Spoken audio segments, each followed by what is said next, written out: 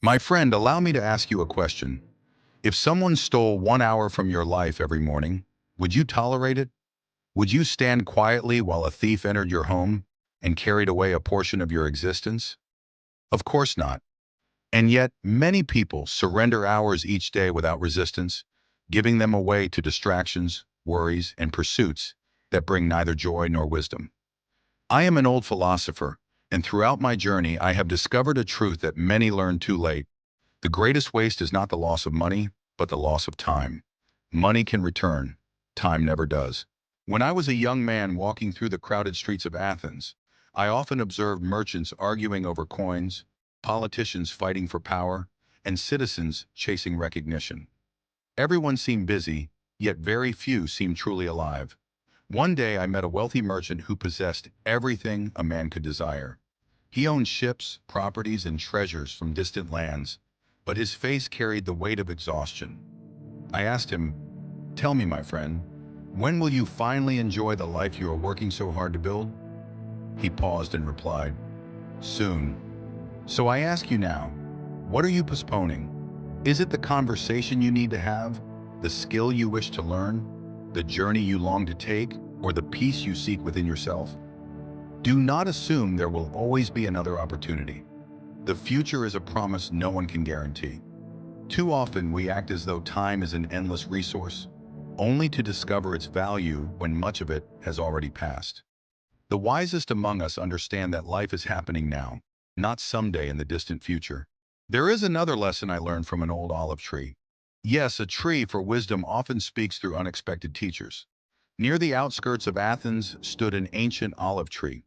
Through storms, droughts, and changing seasons, it remained rooted and steady.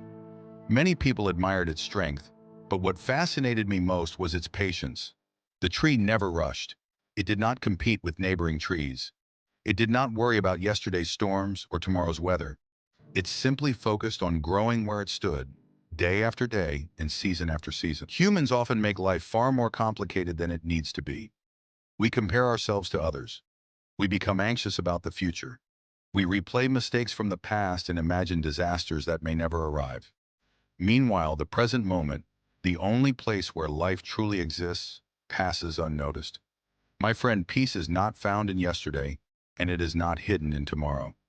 Peace is discovered here, in this moment, in this breath, in this conversation. The more fully we inhabit the present, the more deeply we experience the richness of life itself. Throughout my life, many people came to me seeking answers.